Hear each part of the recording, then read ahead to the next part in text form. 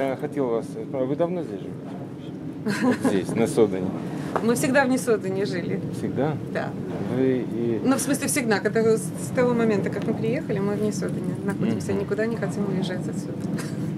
Ну, ночью... А как в объезд-то, вот если парома нет, как в объезд-то ехать? Вот? Ну, километров 50, наверное, в объезд. До Осло, да? Час где-то, да? Меньше, да. В объезд. В принципе, это...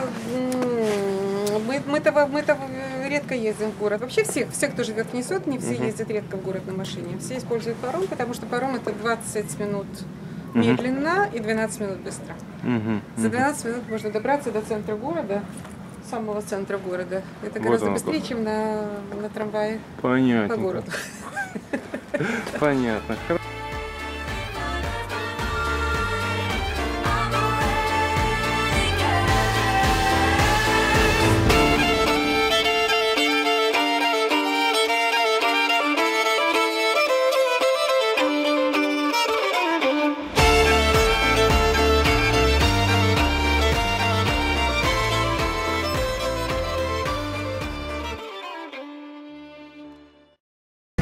Она должна мне позвонить по поводу всех материалов. Ну, насчет Саши лично в руки, тогда его нужно долго ждать. Ну, честно говоря, вот я так понял задание вот редакции этой, да, что снять вас это, конечно, полдела. Еще второе полдела снять Сашу, потому что, как бы, как это сказать, такая передача без него это... Ну, я так поняла, что это передача о родителях, поэтому так, по крайней мере, нам объяснили изначально. Поэтому речь не шла о том, чтобы его задействовать. Мы даже не смотрели на его план настолько плотный, что так вот просто это случайно можно, конечно, наткнуться на какие-то свободные дни. Тем более, что он сейчас... как говорится, добирает последний год в Баратуе, вот этот вот... По контракту? Нет, это его, да, это заканчивает, это его высшее музыкальное образование, он же, когда было Евровидение, это был как раз его последний год. И поскольку там началось, совершенно... Другая жизнь? Да, совершенно другая жизнь началась, и настолько было все некогда, что он отложил этот последний год. И вот сейчас он его добирает. Понятно. Ну... И плюс ко всему, естественно, и концерты, и его проекты, которые он задумал. У него с детьми очень интересные проекты с детской музыкальной школой. Ну, честно сказать, и мне, как журналисту, было бы интересно. То есть это, конечно, верх это журналистской практики было бы интересно. Ну и для редакции тоже. То есть задание такое есть. То есть, А сколько вы будете в Норвегии, Евгений? Я живу здесь. Ну, я имею в виду, в Осло вы живете или... Я в Осло живу, да. В Осло, да? Наши дети даже знакомы. У меня дочь, правда, сейчас в Швеции. Замуж выйдла. Скоро дедом буду, наверное. Замуж вышла, да? Да. Ну, парень... По вам не скажешь, что у вас дочка такая взрослая. 21 год. Ну да, значит, они почти одинакового возраста. Ну, как? Да, уже большие. Быстро дети выросли. Мы даже и, наверное, и вы тоже понять, что толком не успели. Ну, я даже не знаю, насколько мы вот как-то так об этом думали, но время пролетело совершенно незаметно.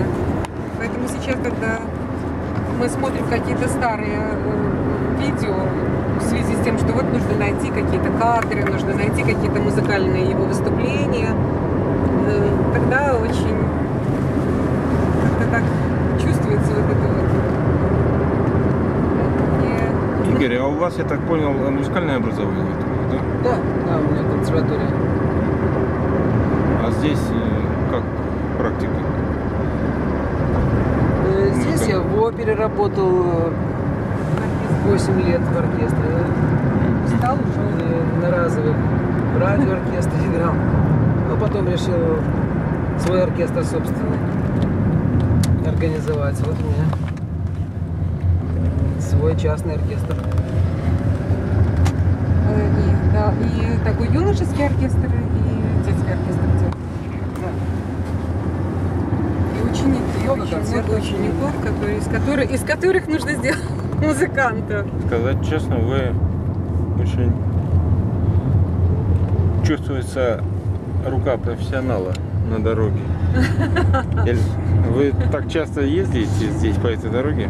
Нет, как раз не по этой дороге я не очень часто езжу, но дело в том, что здесь очень очень спокойное движение, поэтому особых усилий прикладывать не приходится. В Осло ездить не люблю, потому что в Осло все время меняют. Там очень много движений, улиц с односторонним движением.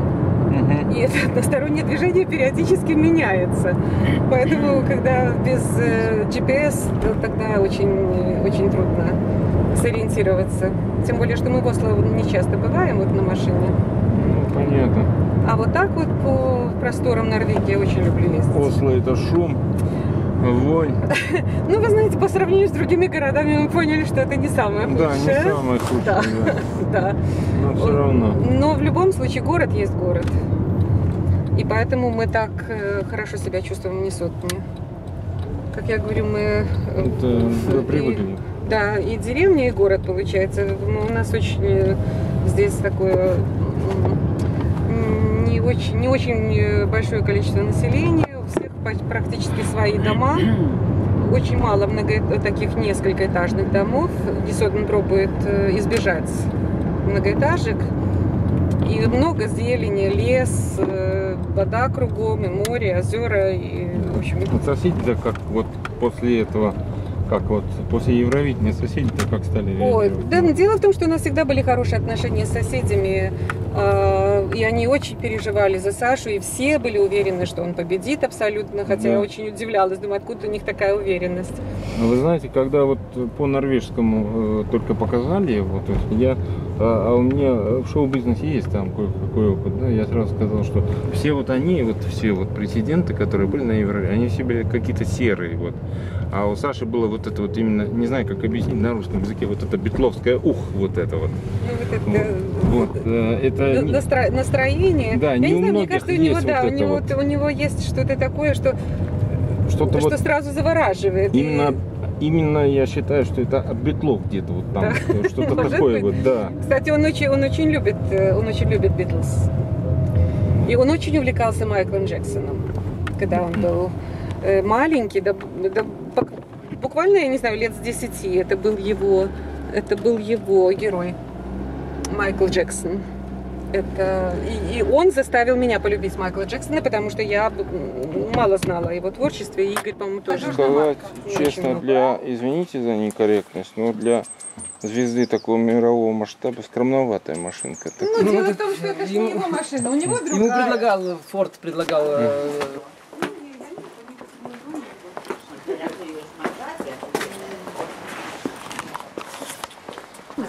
Вот он.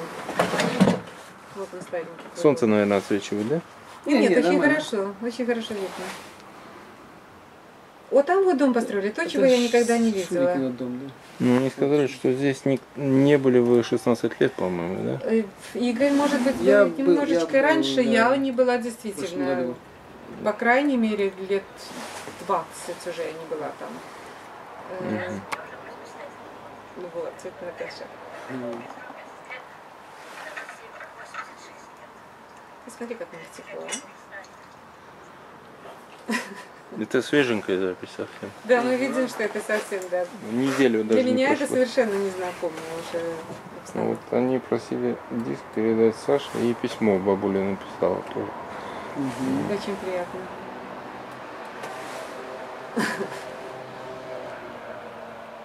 Да, домик старенький, деревья большие. Все остановилось, что ли? Но они сейчас, Ну, да, всё есть. они сейчас в саду, но сейчас уже, я думаю, что это уже конец-то. А, тут Наташа играет.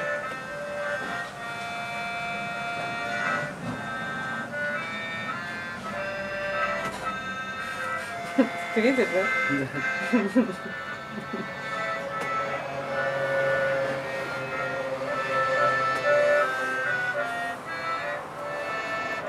Да, да, ну это было, как мы, да, когда мы слушали тетю Наташу.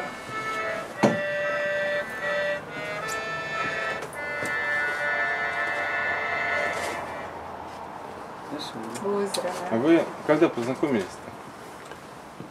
Да, Всё? это было Остановилась? очень, да, остановилась. Я вам ключи.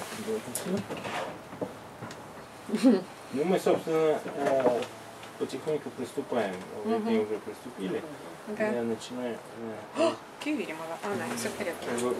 выполнять их задания. Давно? Ну, Игорь, Наташа Ты, была на я. последнем курсе консерватории. а ты на первом. Это какой год был? Наташа, ты здесь. А теперь, Ну, Наташа на 5-м курсе была тогда. Какой год был? если я закончила в 82-м, наверное. Нет, разве я не в 82-м закончила? Конец Это проблема. 79-й, Нет, Игорь, 80-й год. Да, да. Саша родился уже. Саша в 86-м родился, потому что мы поженились в 85-м, правильно? Вот. И, в общем-то, консерватория, но так же иначе. Я музыкант, Игорь музыкант. Правда, 4 года, или нет, целый год мы почти не видели друг друга.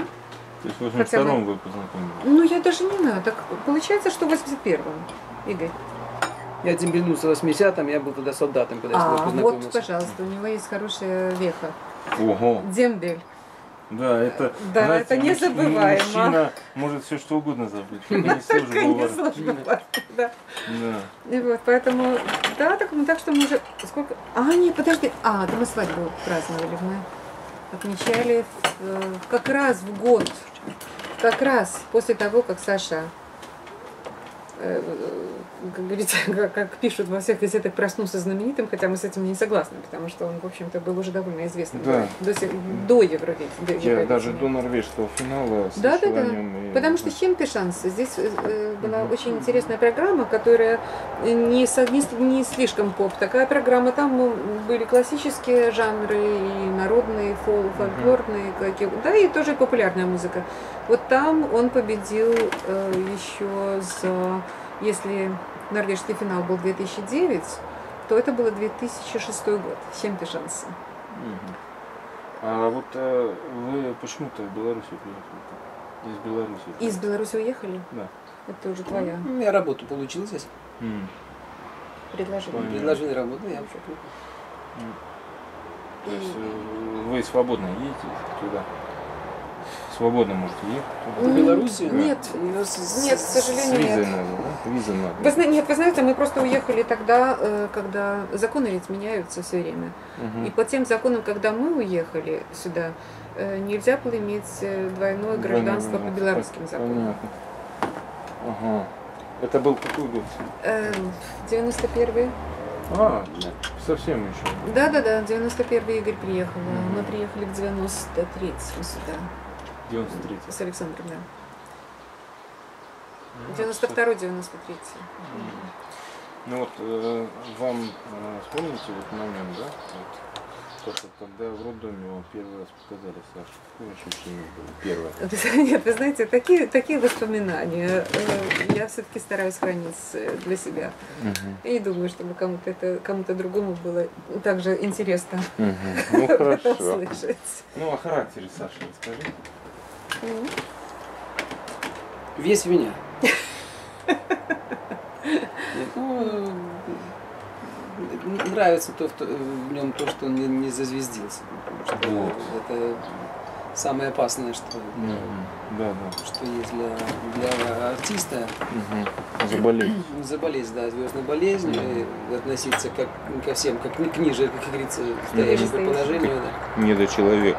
Да, он наоборот, он старается всем и помочь, и старается быть коммуникабельным и добрым. Он есть, не только Понятно. старается. Он просто очень добрый человек и талантливый и добрый человек. Ну, Это сочетание не самое, конечно, простое, Скажите, но... пожалуйста, вот вы помогали в детстве по музыке заниматься, Саша? О, да. О, да. Помогали, это мягко сказано. Ну, он же, как говорят, талантливый человек, он талантлив во всем. Вы знаете, что талант, в общем-то, бывает и помощью, и я бы не сказала помехой, но, по крайней мере, очень часто ребенок, который талантлив, который очень быстро все схватывает, он не очень любит заниматься так, вот так трудолюбиво, кропотливо, муравьишкой такой трудиться. Вы хотите сказать, ленивый мальчик? Нет, вы знаете, что это не лень. Это просто привычка, что все дается легко. Вы знаете, есть такая поговорка: талант нужно пробивать, а бездарность пробьется сама. Да, есть такое. Да, и вот, нужно, конечно, нужно помогать, конечно. Нужно помогать тем детям, они талантливые, но тем не менее сами заниматься по много часов они не будут. Да, мы видим это. Поэтому... В российской эстрате мы видим. Да, поэтому вот это вот требовало, конечно, нашего вмешательства. Он очень глубокого вмешательства. Он очень любил петь в детстве, мы много пели с ним. Кстати, какая песня любимая самая? Из стиля теперешних или Ваша, например, и ваша, например. Я вот Сашина или вообще? Ваша. Из Сашиных? Ну, не из Сашиных. Из ребенка? Вообще. Очень много песен. Я вчера посмотрел, значит, он с Александрой Пахмутовой, это старый вот клен, это да. вот очень, да, вот это наш любимый, мы с такой душой поем. Все, значит, очень в экстазе от его песни, по-моему, I'm Yours. I'm Yours, Да, это чудно. Они все, конечно, вот, ну, если повезет увидеться Саше, конечно, я попробую с ним уговорить его вот под камеру. Он по-своему поет эту песню, и поэтому, возможно, она так нравится людям. Его песни. Дело в том, что, понимаете, вот сказать любимая песня. Вот мы когда слушали первую его пластинку, которая вышла, это его Fairy Tales. Мы вроде как и знали, какие песни он записывает, но вот когда пластинка вышла уже готовая, когда он ее скомпоновал, все, мы уже слушали эту пластинку, вот это вот ощущение такого вот какого-то, я даже не знаю, это какая-то, это не было неожиданностью для нас, и вместе с тем это было что-то совершенно новое. Вот это вот его... Как он их поставил друг за другом, эти все песни, какие-то... Он сам делал диск? Он все делал сам, потому что это, кстати, его отличительная черта. То есть он не трудный артист, он не трудный музыкант, он просто очень...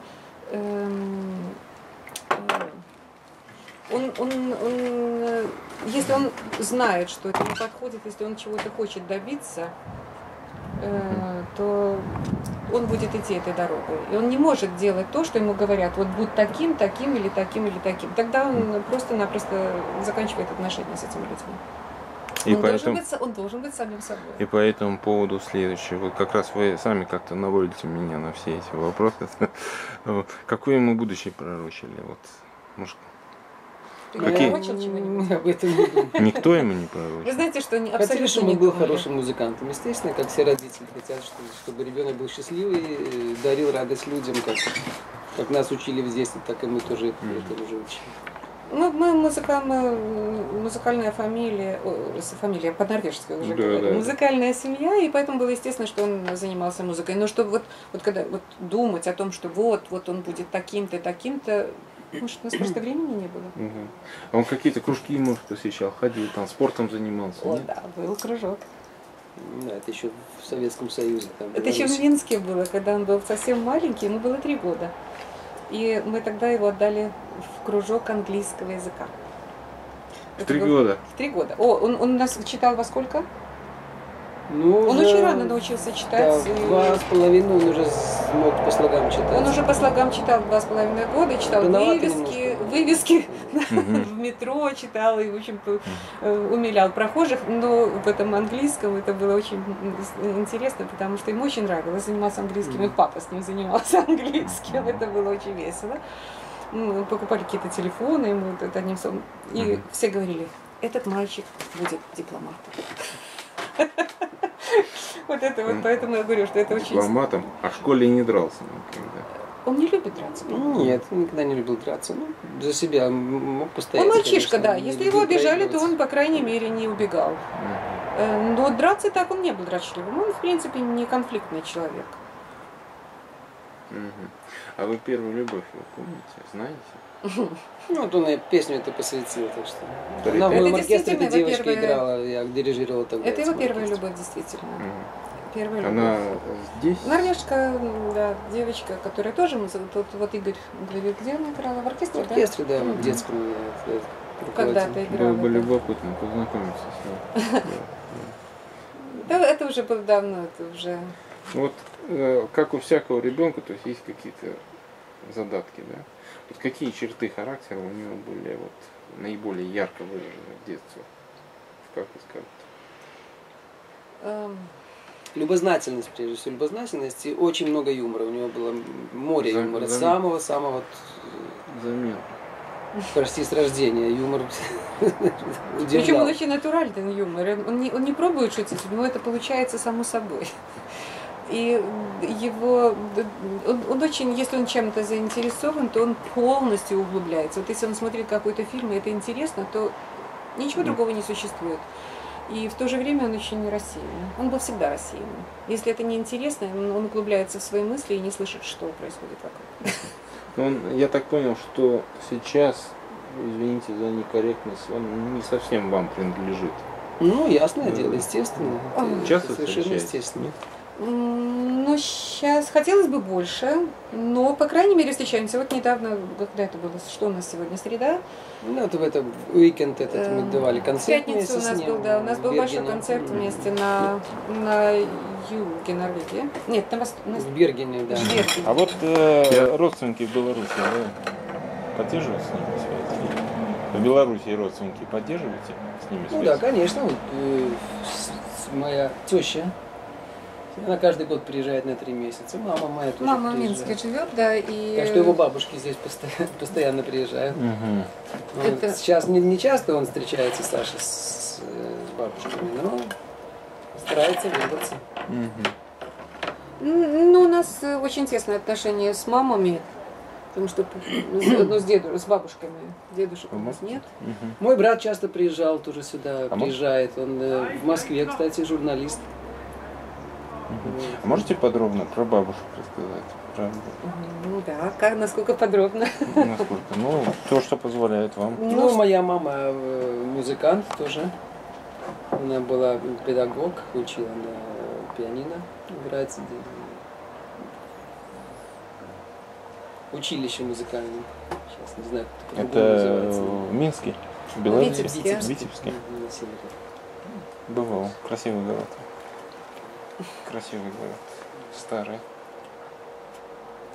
Жили мы очень много лет жили вместе с Майей Борисовной.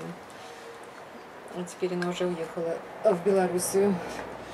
А моя мама приезжает вот каждые три месяца, каждый год сюда, поскольку нам было трудно ездить в Белоруссию. Вот. Она тоже педагог по образованию. Так что бабушки много занимались с Сашей и песенкам его всяким Да, учили, очень стишкам уделяли его внимание. учили, и ходили гулять, и считали, и читали. Так что они активное участие принимали в его В музыкальном в становлении. его даже не знаю, музыкальном ли, в человеческом, скорее всего, в основном. Потому что вот общение само по себе дает ведь очень многое маленьким. Интересно еще насчет характера Сашина, что он никогда не был капризным.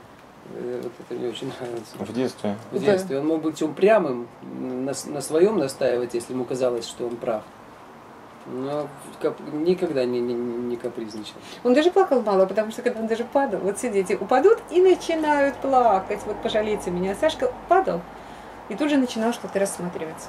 Да, там, Вот там, где упал? Мошек каких-то изучать, там травки смотреть. Там нужно было изучить всю фауну и флору, и никаких слез. В этом отношении он, конечно, был очень... А вот есть желания, которые вот исполнились, а которые нет? Исполнились. Вы знаете, что я не знаю, насколько это было желание, записанное большими буквами. Но то, что мы приехали сюда, у нас есть работа, у нас есть дом хороший, у нас, в конце концов, у нас есть сын, который радует не только нас, но и, по-моему, очень-очень много других людей. судя по письмам, по звонкам, по отзывам, по подаркам, которые он получает. Такие подарки со смыслом, какие-то совершенно невероятной красоты фото, альбомы. Я не знаю. То есть это говорит о том, что он действительно несет радость людям. А что может быть лучше, чем... Конечно, А по есть крайней то, мере... что не исполнилось? Трудно. Трудно. Трудно. Во-первых, то, что не исполнилось, возможно, еще исполнится. Кто же знает. Кто знает. Хорошо, тогда о чем Мы еще вы мечтаем, мы еще О чем? мечтаем. Ну, о чем мечтаем, да? О поездках, Поехать. да, Вот, ой, вместе. очень любим ездить. Мы еще не отпраздновали наше серебряное, как он называется, серебряный юбилей? 25 лет? 25-летие, да. Серебряная У свадьба. нас еще, да, серебряная вот свадьба. Мы еще никак не отпраздновали, у нас никак не получается, времени нет. 25 лет, да? Вот, хотели поехать куда-нибудь подальше, на какие-нибудь экзотические острова. 25 это значит какой 80? Да, в 85-м мы... То есть Ну, получается, что- что это 2010 год, у нас совпало Сейчас очень 20 много. лет, У меня да. было 50 лет, исполнилось Саша, тоже там был. Ну, мы недавно, вот было у нас 20, сейчас 22 года. Да. Я ну говорю вот. все. Я женат, и это хронически.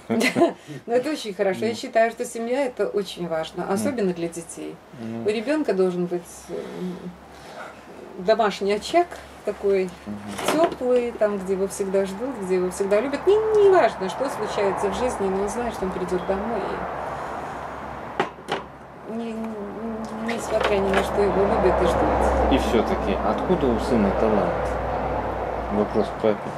Ну, это же Господь Бог распорядился. Я так думаю.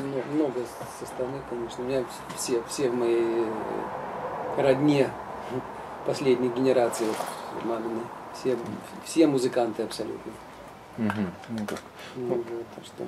Вы знаете, как... Тети, дяди, все музыканты. Не знаю, насколько это будет корректно с моей стороны, но в одной из своих статей, я пишу много для УДИ, я им написал, что Александр Рыбак – это хороший пример интеграции иностранцев в Норвегии, а Мулла Крикар – это не очень удачный пример интеграции. Как раз наоборот. Да, не очень Все наоборот. Да, неудачный пример. Ну вот они сказали, что не всем же быть музыкантами. Мигранты должны стремиться, не победить на Евровидении, а я да. думаю, в чем правота этого заявления, вашего заявления или вашего вот этого высказывания? В том, что не важно, что он музыкант, а важно, какой он путь здесь прошел, потому что он учился в норвежской школе. Мы никогда даже не сомневались в том, что мы должны изучить норвежский язык, это первое, что мы должны сделать. Когда человек переезжает в другую страну, это значит, что он должен посмотреть, как живут эти люди, какие у них обычаи, какие у них традиции. И, уважая эти традиции, сделать все, чтобы существование рядом с ними было на радости нам и им. По-моему, это совершенно естественно, это даже не дискуссионный вопрос. А вот по поводу как раз семьи, какая вот по вашему мнению семья-то идеальная? Я не знаю, существует ли идеальные дети, семьи. Дети, но мы же все понимаем, что скоро пойдут и внуки, а это совсем другое. Наверное, идеальная семья то же самое, что идеальное государство, когда всем приятно. Всем хорошо, но такого Всем не хорошо, бывает. такого не бывает. Нет, вообще можно стремиться, конечно, идеально, не идеально, это как-то пугает. Это пугает. Вот счастливая семья, да. Там, где всем хорошо. Но вы знаете, что я... я думаю, что основным... Не прощают. Да, мне кажется, вот это вот основное. Видеть, что другому твоему вот попутчику, или я не знаю, как это сказать, в жизни, твоей другой половинке, что этой половинке важно и что ей нужно в этой жизни. То есть видеть то, что нужно другому человеку, и если не помогать, то, по крайней мере, не мешать этому. Понимать это. Вот тогда, мне кажется, у людей будет действительно счастливая семья. Вы довольны вот той жизнью, которой Саша живет сейчас? Главное, чтобы он был доволен. Если он будет доволен, то мы будем довольны. Вроде у него все хорошо. Мама скажет нет. Нет, вы знаете, что, конечно, это большое счастье, то, что он делает то, как он часто говорит. Вообще я привилегированный человек. Я делаю то, что доставляет удовольствие мне. Правильно, это его профессия. Но как маме мне хочется, конечно, чтобы у него были какие-то и свободные дни, чтобы он отдыхал, чтобы он, знаете, как вот мамочка, питался хорошо, фрукты ел. вовремя, спал достаточно. Ну это все, Господи, это любая мама хочет, чтобы ребенок так вырос здоровым, счастливым.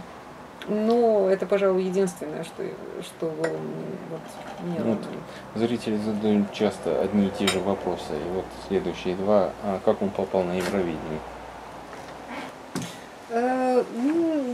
Кто его поддерживал? Вы знаете, что это было... Он записывал как раз в студии, он записывал очередную песню, и вот это вот была песня Fairy Tale в студии. И его продюсер, который записывал эту песню, Кин, он сказал, что ему кажется, что эта песня подошла бы очень на Евровидение. Они просто послали, они послали эту песню, и все руководители, которые там был, там Персин у нас, он когда послушал эту песню, он понял, что это стопроцентное попадание, тут же позвонил Саше, и они встретились. А вы его как поддерживали в это время? Во-первых, мы были загружены, как всегда, работой. Это было в середине сезона. Вот. Ближе к Новому году. Да, это осень, зима, осень перед Рождеством, вы сами понимаете, да. что это... Ну, я помню Евровидение, мы смотрели это по 3 телевизорам сразу, 3 разные компании, то есть русская, по-моему, английская и норвежская, тут мы сразу, и видели вас. Вот ваша первая реакция, когда он выиграл? Ну, вы знаете, нас вас украли. Не показали. Вот. Нас украли из зала. Первое телевидение, там это в коридоре, в коридоре я вас видел. Да. Нас взяли, еще когда стали уже ясно было, что Саша выиграет, там на половине голосования нас срочно забрали из зала, посадили в милицейскую машину. Ну, не то, что нас забрали, посадили. Забрали, но нас не спрашивали просто... ничего. Давайте идемте сейчас. Да, именно так. Нам сказали, что они договорились. Нам сказали, что они договорились с менеджментом, что поскольку Саша не может присутствовать на всех этих программах, то вот они договорились, что мы можем ответить на их вопросы. Но дело в том, что менеджмент имел в виду, что мы будем отвечать на вопросы там же, где проходило Евровидение, а мы были увезены в студию и на ток-шоу, да? Ах, да. Поэтому мы вот, к сожалению, пропустили вот этот вот самый такой. Вы довольны достижениями-то, сына? Ну, я не знаю, кто бы ответил нет. Мы очень счастливы, что действительно может показать то, на что он способен. Вот вы понимаете, он замечательный музыкант. Ведь «Мелодия Гран-при» — это только часть того, что он любит и что он может. Вот песни. Он прекрасный скрипач, он трогает людей до слез своей игрой на скрипке. И он сочиняет для оркестра, он сочиняет просто для инструментов, он аранжирует. Отлично концерты ведет. Отлично ведет концерты, да, как конферансье. То есть у него, вот как вы говорите, если этот человек талантлив, то он талантлив во всем. Вот это, пожалуй, вот что-то от этого есть и у Саши. И о личном. Какую бы вы девушку хотели с ним рядом видеть? Вот та, которая у него сейчас есть. Очень хорошая. Это тоже, между прочим, моя бывшая ученица. Да. Я ее знаю давно, уже еще когда маленькая, была воспитательница. Вот. И она очень-очень душевная, хорошая, благородная девочка. И музыкальная девочка. Она понимает, чем занимается Саша. С ним выступает часто на концертах. Вот мы хотим, чтобы он тоже ей песню посвятил, и музыкальное произведение на двух скрипках. В любом случае важно, чтобы им было хорошо вместе. Главное, чтобы они понимали друг друга до тех пор, пока они будут видеть друг в друге личности, это будет хорошо. То есть и все-таки семейные традиции есть? Какие-то? Вот такие вот неизыблемые. Вот, например, где-то вот, в большинстве наших семей, то есть Новый год — это святое. Вот умри. У нас святое. Да. Это умри, вот пришло из России. Да, но Новый год вместе. Вот куда бы Игорь давно не рванул за пару дней, потому что он очень устает. А Саша и Рождество, особенно норвежское Рождество, потом мы приглашаем каждый год из русской церкви. На русское Рождество. Он тоже приходит. Мы празднуем три праздника в это время. Норвежское Рождество 24 декабря. Новый год, святое и русское Рождество. А 8 марта, один же день и мамы, папы. Вы знаете, что здесь как-то так смешивается, потому что ведь здесь существует в Норвегии свой день мамы и свой день папы. Правда? У нас близко дни рождения все в мае, в одну неделю, поэтому еще 17 мая совпадает. Национальный день Норвегии. Да, конечно, подарок. 19, так что А у Саши 13 мая. Так что мы все очень-очень майские. Ну, не знаю, вот это традиционно то, что мы празднуем Рождество и Новый год вместе. Вот эта традиция. И ездили, мы очень много лет ездили на пасхальные каникулы. Вот это была традиция до тех пор, пока вот у Саши все это начался этот марафон. А давно не видели сына вашего? Ну, сейчас вот мы сейчас выступали с у ним нас был буквально, концерт, к счастью, вот Сейчас это в когда? пятницу, боже мой, когда? В субботу выступали. Нет, это была пятница.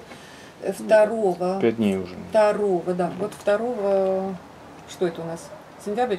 2 сентября. Вот Саша приходит домой, вот как встречаете вы его? Что? Первое его встречает Как собака. родного сына. Собака? Да. Это его собака, между прочим, Синди, это его собака, она страшно рада, когда он приходит.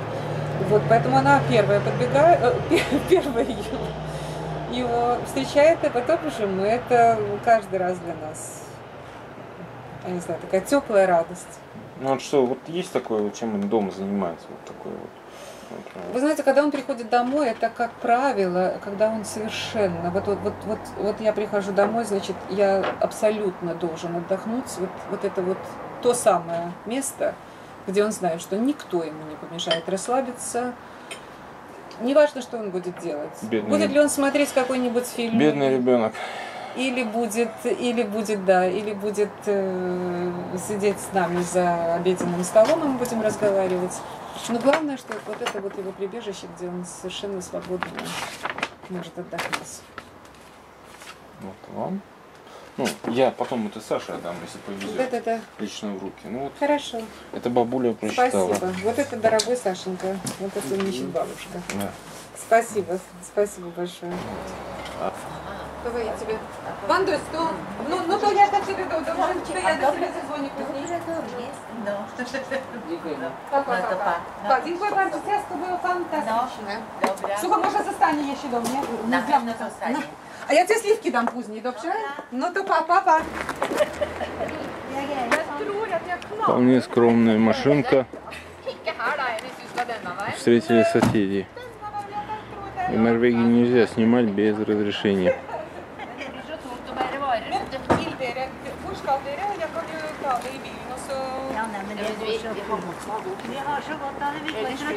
På en måte så är det riktigt. Det är väldigt grejt, ja. Ellers kan jag ta det i bilen och så sätter jag av på...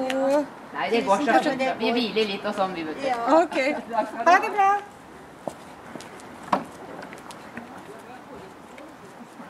Гранкод? Ja. Och där kan du vänta. Правда? Ты можешь подождать потом. Ну, в смысле показать, как куда идет автобус, да? Ну, хорошо.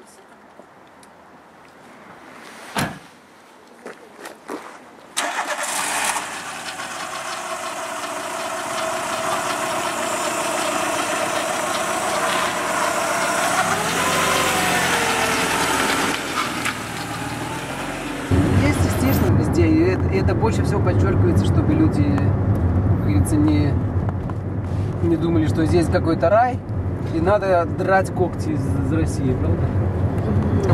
Я прожила здесь уже сколько, Игорь, мы уже здесь? Почти 20 лет. Ты-то точно 20 лет уже здесь прожил.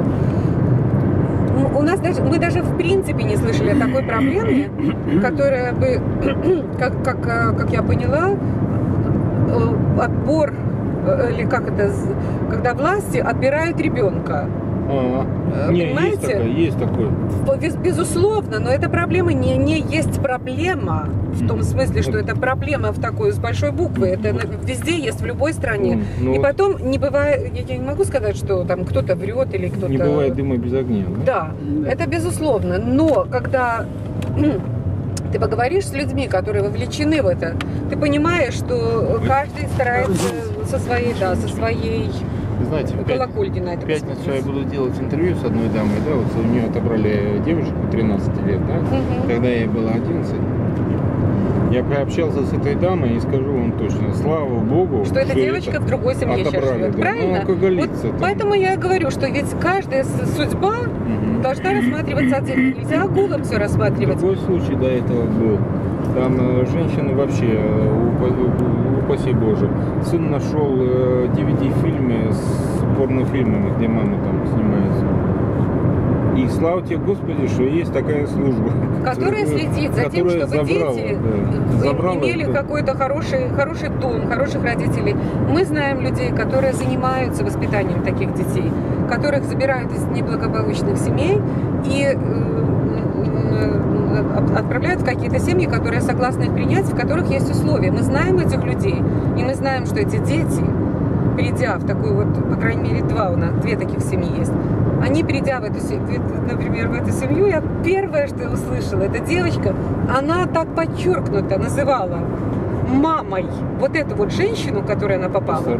Ты видел, что это было такое счастье для нее назвать мамой человека, который по-настоящему о ней заботится. Ну да. Тут невозможно сказать о каких-то подделках, там фальшивых обвинениях и так далее. Ты видишь реакцию ребенка, ты видишь его поведение. И ты понимаешь, что это счастье для этого ребенка оказаться вот в этой семье. Поэтому это все очень неоднозначно. И я, по крайней мере, была очень плохим экспертом по данной теме. Поэтому я говорю, что такие моменты, к сожалению, нельзя просчитать заранее. Евгений, я вас тогда здесь высаживаю. У меня 5 минут остается до работы. Так, вот здесь вот идет автобус, и говорит, сейчас с вами выходит. Вот.